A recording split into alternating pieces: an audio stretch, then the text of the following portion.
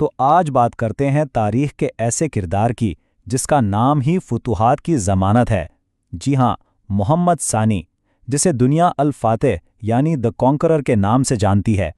21 یہ صرف ایک عدد نہیں ہے، سوچیں ذرا، یہ وہ عمر تھی جب ایک نوجوان حکمران نے وہ کر دکھایا جسے صدیوں سے ناممکن سمجھا جاتا تھا۔ جی ہاں، صرف 21 سال کی عمر میں اس نے قسطنطنیہ کو فتح کر لیا، ایک ایسا شہر جسے کوئی نہیں جیت سکتا تھا، اور اسی کے ساتھ ہی ہزاروں سال پرانی رومی سلطنت کا ہمیشہ کے لیے خاتمہ کر دیا، تاریخ کا رخ ہی بدل کے رکھ دیا۔ تو سوال یہ ہے کہ یہ سب ہوا کیسے؟ چلیں کہانی کو شروع سے دیکھتے ہیں۔ محمد کی جوانی کوئی عام جوانی نہیں تھی، بلکہ طوفانوں سے بھری تھی۔ سوچیں، وہ صرف 12 سال کا تھا جب اسے پہلی بار تخت ملا، لیکن یہ دور حکومت بہت چھوٹا تھا اور چیلنجز سے بھرا ہوا تھا۔ ذرا تصور کریں، 12 سال کی عمر میں ایک پوری سلطنت آپ کے حوالے کر دی جائے۔ محمد کے لیے یہ حقیقت تھی، لیکن تخت پر بیٹھتے ہی ایک بہت بڑا بحران کھڑا ہو گیا۔ ہنگری نے امن معاہدہ توڑا اور صلیبی جنگ کا اعلان کر دیا۔ سلطنت شدید خطرے میں تھی اور دربار میں سازشیں بھی چل رہی تھیں۔ اب اس نازک موقع پر اس نوجوان حکمران نے ایک ایسا فیصلہ کیا جو کوئی سوچ بھی نہیں سکتا تھا۔ اس نے اپنے والد کو فوج کی قیادت کے لیے واپس بلا لیا۔ ہاں، یہ ایک طرح سے پیچھے ہٹنا تھا، لیکن جب وہ 7 سال بعد 19 سال کی عمر میں دوبارہ سلطان بنا تو وہ اب کوئی بچہ نہیں تھا، بلکہ ایک ایسا پختہ ارادے والا حکمران تھا جو تاریخ بدلنے کے لیے پوری طرح تیار تھا۔ اور اسی وقت کا یہ مشہور جملہ ہے جو اس نوجوان شہزادے کی ذہانت اور لیڈرشپ کو دکھاتا ہے۔ جب اس کے والد مراد دم نے واپس آنے سے انکار کیا تو محمد نے یہ تاریخی پیغام بھیجا۔ اس سے صاف ظاہر ہوتا ہے کہ وہ کتنی کم عمری میں ہی اقتدار اور ذمہ داری کی حقیقت کو سمجھتا تھا۔ اچھا، تو اب آتے ہیں اس کارنامے پر جس نے محمد ثانی کو ہمیشہ کے لیے فاتح بنا دیا۔ قسطنطنیہ، بازنطینی سلطنت کا دل۔ یہ شہر اپنی زبردست دیواروں کی وجہ سے مشہور تھا، اتنا مضبوط کہ صدیوں سے کوئی اسے فتح نہیں کر سکا تھا۔ لیکن محمد کا ارادہ کچھ اور ہی تھا۔ دیکھیں، یہ کوئی جلد بازی میں کیا گیا حملہ نہیں تھا، بلکہ ایک شاندار منصوبہ تھا۔ سب سے پہلے اس نے بوسفورس کے بالکل کنارے پر رومیلی حصار قلعہ بنوایا تاکہ قسطنطنیہ کا سمندری راستہ ہی بند ہو جائے۔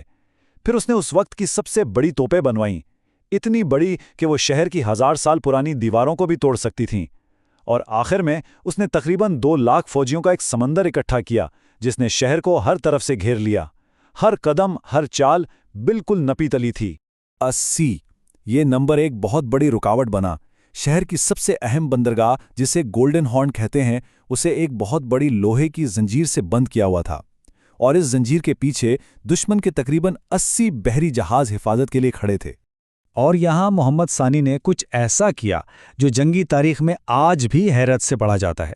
اس نے اپنے بحری جہازوں کو سمندر سے نکالا اور انہیں لکڑی کے تختوں پر خشکی کے راستے پہاڑیوں کے اوپر سے گھسیٹ کر دوسری طرف گولڈن ہارن میں اتار دیا۔ وہ پوری کی پوری زنجیر اور دفاعی بحری بیڑا بیکار ہو گیا۔ یہ ایک ایسی چال بھی جس کا دشمن تصور بھی نہیں کر سکتا تھا۔ اور پھر صرف 57 دن کے محاصرے کے بعد شہر کی دیواریں گر گئیں، عثمانی فوج شہر میں داخل ہو گئی۔ اسی دن محمد نے نہ صرف فاتح کا لقب حاصل کیا بلکہ ایک نیا خطاب بھی اپنایا، قیصر روم یعنی روم کا شہنشاہ۔ کہا جاتا ہے کہ جب فاتح سلطان شہر کے تباہ شدہ شاہی محل میں داخل ہوا تو اس کی زبان پر ایک فارسی شاعر کے یہ شعر تھے۔ یہ اس بات کی گہری عکاسی کرتے ہیں کہ وہ اقتدار کو کس نظر سے دیکھتا تھا کہ بڑی سے بڑی طاقت بھی ہمیشہ نہیں رہتی۔ یہ اس کی شخصیت کی گہرائی کو ظاہر کرتا ہے۔ لیکن قسطنطنیہ کی فتح کہانی کا اختتام نہیں تھی، نہیں، یہ تو صرف شروعات تھی۔ اگلے 30 سالوں تک محمد نے اپنی سلطنت کو پھیلانے کا کام جاری رکھا۔ دیکھیں، قسطنطنیہ کے بعد فاتح رکا نہیں، اس نے اگلے 30 سال ایک عظیم سلطنت کو بنانے میں لگا دیے۔ مغرب میں بلکان کی ریاستوں جیسے سربیا، بوسنیا اور البینیا کو فتح کیا۔ مشرق میں آناتولیا کی چھوٹی چھوٹی ترک ریاستوں کو ایک کیا اور بحرائے اسود کو تو جیسے ایک عثمانی جھیل ہی بنا دیا۔ یہ صرف فتوحات نہیں تھی، یہ ایک عالمی طاقت کی بنیاد رکھی جا رہی تھی۔ لیکن محمد کی کہانی صرف جنگ اور فتوحات کی نہیں ہے، اس کی شخصیت کا ایک دوسرا رخ بھی تھا جو شاید اس سے بھی زیادہ دلچسپ ہے۔ وہ صرف ایک جنگجو نہیں تھا بلکہ ایک عالم، ایک زبردست منتظم اور آرٹ کا قدردان بھی تھا۔ جتنی تیز اس کی تلوار تھی اتنا ہی تیز اس کا دماغ تھا۔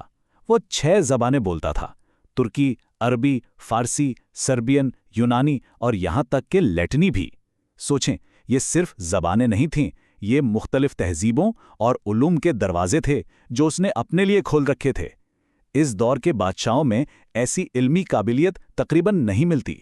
اور یہیں ہمیں محمد کی شخصیت کا سب سے بڑا تضاد نظر آتا ہے۔ ایک طرف وہ ایک انتہائی سخت فوجی لیڈر تھا جس نے سلطنت کو بچانے کے لیے بھائیوں کے قتل تک کو قانونی حیثیت دے دی، اور دوسری طرف وہ فنون لطیفہ کا ایسا شیدائی تھا کہ اس نے اٹلی سے پینٹرز بلائے، بڑی بڑی یونیورسٹیاں بنائیں اور ایک ایسی لائبریری قائم کی جس میں ہزاروں کتابیں تھیں۔ انتظامی لحاظ سے اس کا سب سے بڑا کام تھا قانون نامہ۔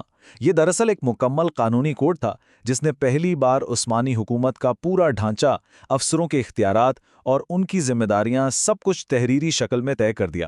اسی قانون نے سلطنت کو ایک منظم مرکزی حکومت میں بدل دیا۔ پھر 1441 میں صرف 49 سال کی عمر میں محمد ثانی کا انتقال ہو گیا۔ تو اب سوال یہ اٹھتا ہے کہ تاریخ اسے کس نظر سے دیکھتی ہے؟ اس کی میراث کیا ہے؟